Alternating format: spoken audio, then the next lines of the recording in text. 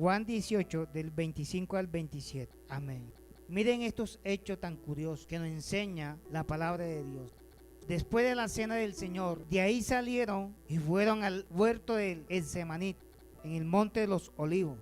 Él tomó consigo a Pedro, a Jacobo y a Juan y les dijo: acompáñame a orar. Y comenzó a atemorizarse y a angustiarse porque ya Jesús sabía lo que iba a pasar esa noche. Y él sintió ese temor porque no es fácil lo que él iba a pasar. No era fácil lo que él iba a vivir. Y les dice: está muy triste mi alma hasta la muerte. Quedado aquí y velá conmigo. Jesús está orando y cuando él voltea a ver, lo durmiendo. Entonces Jesús, para no incomodarlo, se aleja un poquito más. Y dice que Jesús nuevamente oraba y parecía que le hacía bien, que él cuando volteaba a ver, veía que estaban los discípulos. Como que lo alentaba de seguir orando. Y dice que se apartó un poquito más. Aquella oración que Jesús hacía se basaba: Señor, si es posible, pasa esta copa. El mensaje está titulado La negación de Pedro. Y Jesús oraba de esta forma: Señor, si es posible, pasa esta copa de mí. Y nuevamente cuando Jesús decía esas palabras, se paraba y iba otra vez donde los discípulos y los encontraba durmiendo. Y nuevamente el Señor volvía a orar y decía lo mismo: Señor, si es posible, pase de mí esta copa, pero no se haga mi voluntad. ¿Se ha puesto usted a pensar lo que le pasaba a Jesús por su mente en ese momento? Lo que él sentía en carne propia, lo que él veía venir, que se venía para él. 3 veces Jesús oró casi de la misma forma: Señor, si es posible, pase esta copa de mí, no se haga mi voluntad. 3 ocasiones. Y en las 3 iba a darle vuelta a sus discípulos y seguía. Y hallándolo durmiendo por última vez, les habló con cariño, especialmente a Pedro: ¿no has podido velar 1 hora? ¿Cómo se sentiría el corazón de Jesús?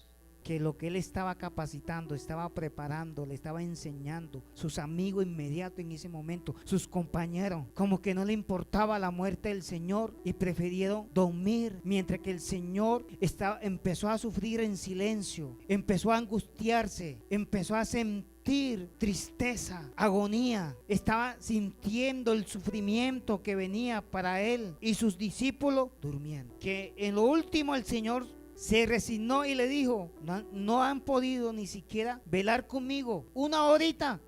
Porque muchas veces tenemos que esperar que alguien muera para reconocerlo. Esperar que alguien muera para que no haga falta. Esperar que esa persona muera para darle la importancia que hay en nuestra vida. Y sabiendo ello, que quizás era un ratico, que era la última hora que iban a compartir con el Señor, que iban a estar al lado del Señor físicamente, pero ellos prefirieron quizás el cansancio y no le importó. El Señor pues le dio a Pedro: ni siquiera 1 hora pudieron vigilar junto conmigo. ¿Cómo es posible que ni siquiera tú saques 1 minuto, 1 hora para estar al lado de Él, para entrar en esa intimidad con el Señor, para estar en la presencia del Señor? Algo parecido siempre nos gana el sueño, siempre nos gana el cansancio, ¿cierto? Algo igualito: Señor, lo que pasa es que estoy muy cansado. Señor, tengo mucho sueño. ¿Cuántas veces el Señor nos levanta por la noche, por la madrugada, queriendo estar con nosotros en una intimidad donde el Señor quiere hablarte, donde el Señor te quiere revelar cosas, donde el Señor quiere estar contigo, donde hay tantas personas, miles de personas mejor que nosotros, pero el Señor esta noche te escogió a ti para que tú estés a su lado? Nos pasa lo mismo que le pasó a los discípulos: nos gana el cansancio, nos gana el sueño. Entonces vuelve otra vez al ver que los discípulos no quieren sino extender su cara sobre la tierra. Quizá encontró más consuelo pronunciando aquella oración: que si fuese posible, traspasa de mí este vaso, dando a entender que no se hiciera su voluntad sino la voluntad del Padre. Señor, si es posible, que yo no beba de esta copa, pero que no se haga mi voluntad sino la tuya. Hay algo interesante aquí, mi hermano. Mientras que los apóstoles dormían, Jesús clamaba en su oración que el Señor lo fortaleciera. Dice la palabra de Dios que sintió tanta presión, tanta tristeza, tanta angustia, tanto dolor, porque Jesús por primera vez empezó a experimentar algo que nunca había experimentado en toda su vida, que era que había un silencio total de parte de Dios. Eso más lo angustiaba a él, porque él estaba acostumbrado que cuando iba a orar enseguida se conectaba con el Padre. Pero Jesús no entendía por qué en ese momento él no se conectaba con el Padre, sino que había un silencio total, un silencio misterioso que se estaba apoderando en ese momento de su naturaleza. Prácticamente estaba solo.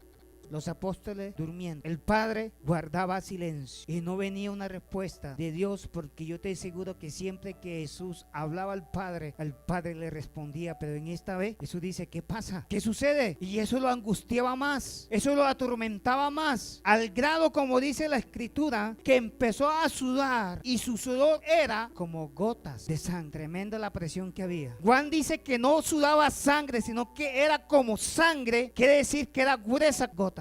Al que Juan dice claro, eran como sangre. No está afirmando que era sangre, sino que era como sangre. ¿Cómo es la sangre? ¿Ves? ¿Y cómo es el sudor? Más delgadito.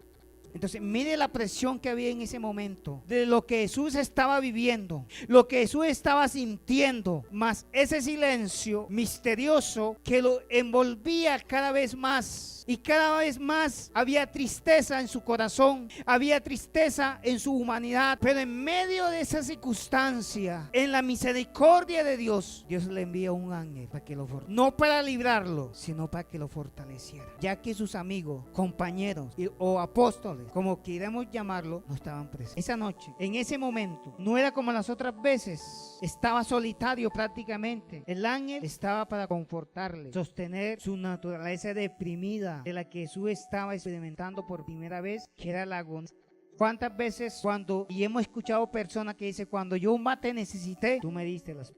Por eso Jesús entiende y sabe qué es realmente sentirse solo y abandonado, porque Él lo vivió en carne. Él sabe claramente qué es sentirse solo. Tiene que ser: hágase tu voluntad, mas no sale de sus labios y todo termina. La amargura de la muerte ya pasó. Y Él había provisto y ensayado para eso. ¿Qué nos da a entender aquí, hermanos? Solamente la oración nos ayuda a fortalecer de la dificultad. Y usted sabe lo que significa el semaní en el griego.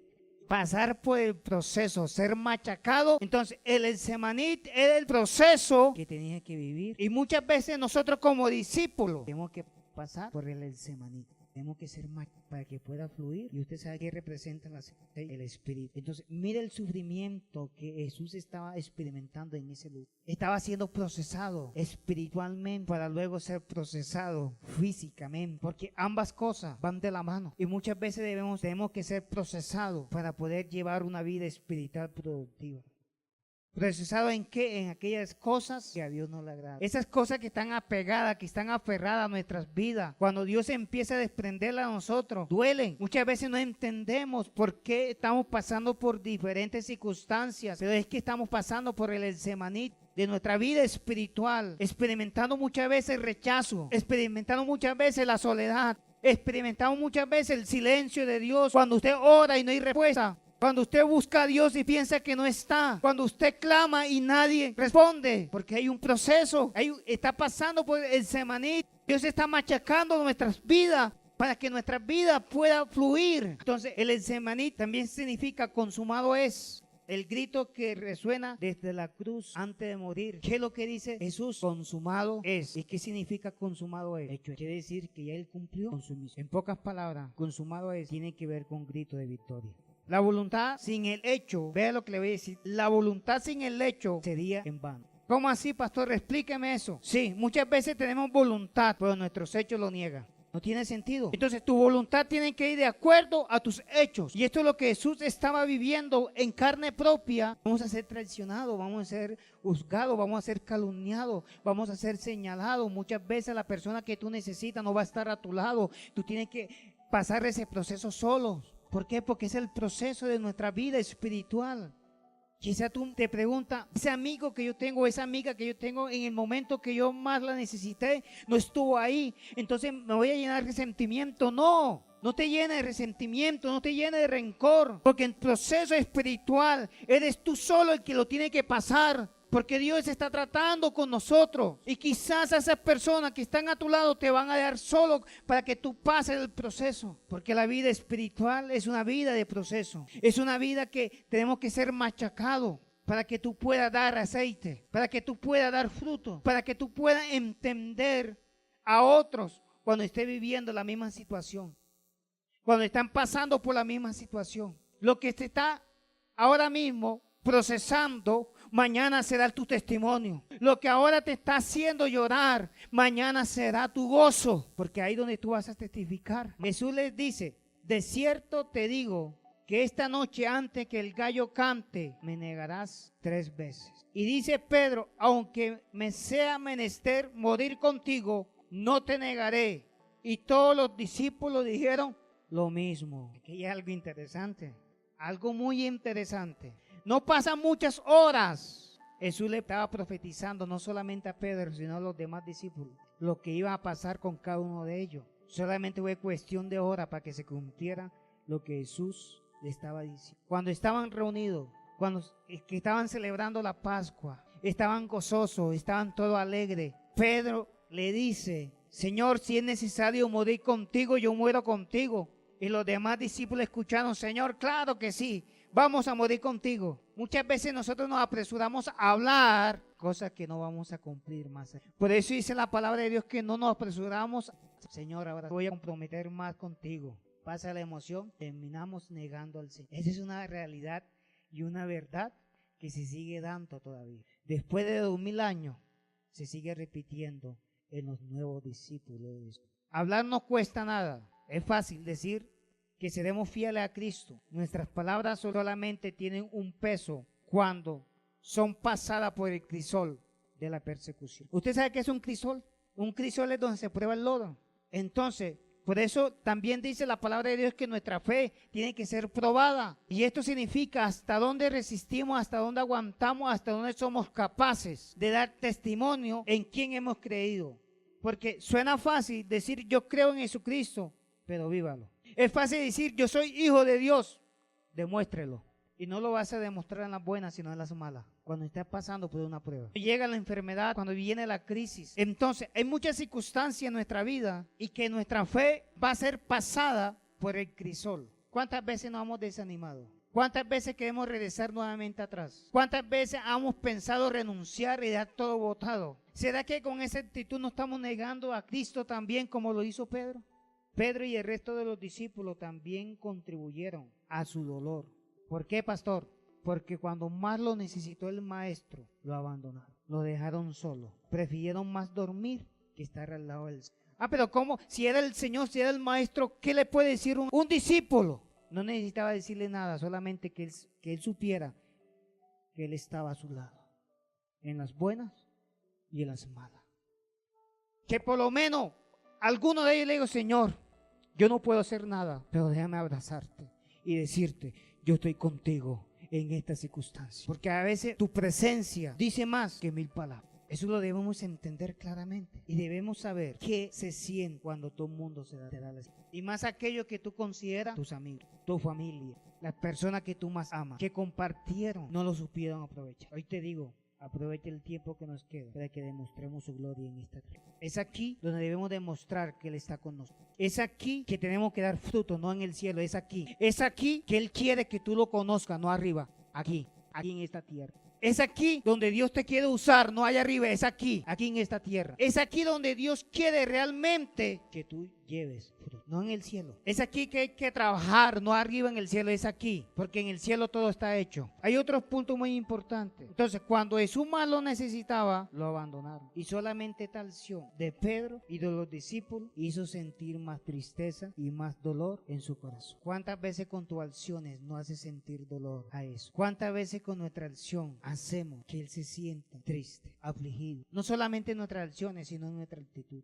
Una actitud de indiferencia, una actitud que no es conmigo. Por eso Jesús dijo claramente, el que no ama a su hermano no lo puede amar. ¿Lo dijo o no lo dijo? Lo dijo. Amaos uno a los otros. ¿Cuántas veces amamos a esa persona que nos hizo daño, que te ha ofendido, que te ha lastimado, que cuando tú más lo necesitaste, se hizo a un lado? Y nuestro corazón se empieza a llenar de resentimiento y eso nos va enfermando. A tal punto que usted con medio verlo como si viera el diablo, cambio de calle, porque no lo quiero ver. ¿Cuántas veces el Señor no nos ha perdonado a nosotros? El Señor nos va a fortalecer para que podamos soportar, podamos vivir, podamos hacer verdaderamente la voluntad de Dios. Y algo que nos enseña la palabra aquí, que Jesús, en medio de su agonía, de su sufrimiento, de su tristeza, de lo que estaba pasando, Él se desprendió de su propia voluntad. Le dijo: Señor, no se haga mi voluntad, sino tu voluntad. No importa el precio que tenga que pagar. Y es ahí donde nos falta totalmente desprendernos de nuestra propia voluntad y empezar a vivir en la voluntad de Dios. Es lo que Dios quiere para nosotros. Es la lección que Dios nos está dando. Aquí la palabra negar en el griego es la palabra arneomaía. Significa rechazar, contradecir, decir no. Pedro aquí hizo una afirmación falsa que no tenía relación alguna con este hombre. ¿Sí se acuerda? Cuando él llega, ¿lo rechazó o no lo rechazó? Sí lo rechazó. ¿Qué dijo? No conozco a ese hombre. Eso tiene un peso espiritual profundo. Solamente Jesús lo miró y con sus ojos le dijo todo. De animarlo, lo estaba desanimando. Porque con el acto que hicieron los apóstoles, que todos cogieron camino,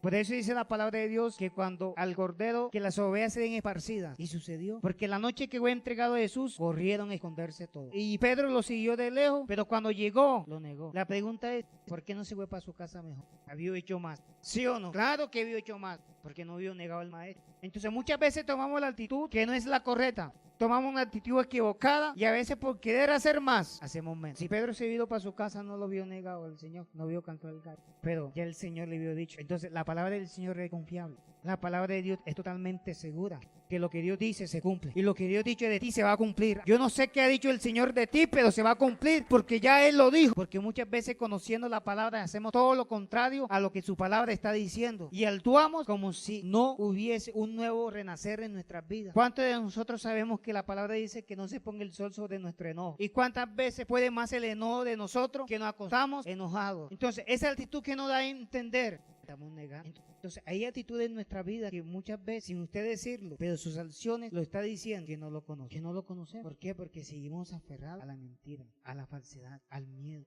Y es aquí donde yo entiendo por la palabra de Dios el problema de muchos de los discípulos de Jesús hoy en día. Están cometiendo el mismo error de negarlo. Y en medio de las situaciones personales de cada uno de nosotros es que nos tratamos de justificar con las fallas ajenas, porque comparamos la falla de otras personas y nos parece que son peores que las nuestras. ¿En qué sentido? ¿Cuántas personas dicen que no se quieren comprometer porque el pastor es esto y lo otro? ¿Para qué sé yo cristiano? Porque miren esos cristianos. Usted no ha escuchado personas así, se justifican con la falla de la otra persona. Y no, ese es un grave problema que tenemos como iglesia. Es que yo no sirvo porque nadie quiere servir. Es que yo me comprometo porque nadie se quiere comprometer. Es que yo no cambio porque yo no veo que la iglesia cambie. Es que yo no hago esto porque ninguno lo hace. Y esa es la más común. Es que yo no hago nada porque nadie hace nada. Hay que tomar la iniciativa y que usted marque la diferencia. Algo que me llama mucho la atención y meditaba sobre la palabra. ¿Cuál fue el motivo real de que los apóstoles, especialmente Pedro, negó a eso? Porque somos buenos para juzgar, pero no para detenernos, analizar dónde estuvo la falla que cometió Pedro para yo no cometerlo también en mi vida espiritual. Y la falla que tuvo Pedro cuando le preguntaron que era uno de ellos, Pedro le dijo no, lo negó, fue por el miedo. Sintió miedo en su corazón de confesar a Jesucristo. Y ese es el peor enemigo que tenemos nosotros, el miedo. Y podemos saber palabra, pero el miedo no nos deja avanzar. El miedo no te deja crecer. El miedo no deja activar la fe. Porque el propósito del miedo es detenerte espiritualmente y no dejarte que tú fluyas. Ese es el propósito del miedo. Entonces es una arma que usa Satanás para matar nuestra fe y para matar nuestros planes y sueños. Entonces Pedro fue invadido por el miedo. Pero ¿por qué el enemigo tiene esta arma? Porque él conoce el poder del oro. Por eso Pedro negó a Jesús. Fue invadido de miedo. Y dice la palabra de Dios que solamente los valientes arrebatarán el reino de los... Entonces es todo lo contrario a una persona miedosa. Los valientes. Un valiente tiene que aprender a dejar el miedo. Tiene que desprenderse del miedo porque ya no encaja en tu vida. Ya no hace parte de tu vida. ¿Por qué? Porque lo que estamos en Cristo, nuestra mentalidad debe ser otra. Que todo lo podemos en Cristo que nos fortalece. Tener la seguridad seguridad que estamos con Él, que vivimos para Él, que Él va a obrar en nuestra vida, que algo malo te suceda hasta que se cumpla el propósito de Dios en tu vida. Porque si fuiste llamado por Dios, si fuiste escogido por Dios, entonces tú no vas a morir antes de tiempo, sino hasta cuando Dios lo determine. Y el problema de nosotros es que desconfiamos de la verdad de Dios. Y es ahí donde usted tiene que aprender a madurar espiritualmente, confiar, aunque usted no vea nada, aunque usted esté pasando por el desierto, aunque usted esté viviendo la peor situación de su vida. Eso es lo que usted está viviendo, eso es lo que usted está pasando. Es pasajero, porque la palabra de Dios lo dice claramente. Segunda de Corintios 4:17 dice, porque esta leve tribulación es momentánea. Entonces es ahí donde usted se tiene que apoderar de la palabra, vivir de acuerdo a la palabra. Es normal, pastor, sentir miedo. Yo digo que si estamos con Jesús, ¿por qué tengo que sentir miedo? Uno siente miedo cuando está solo. Uno siente miedo cuando está inseguro. Pero si tu confianza, si tu fe está puesta en Jesús, pase lo que pase, Él estará contigo. Y algo que nos infunde temor, aún como cristiano, aún como siervo de Dios, llevando la palabra de Dios, le tenemos miedo que la muerte. Si usted sabe que si se llega a morir, pues no se va. Usted lo sabe mejor que nadie. Entonces, ¿por qué le tienen miedo a la muerte? Si Cristo también la venció. Porque no estamos seguros.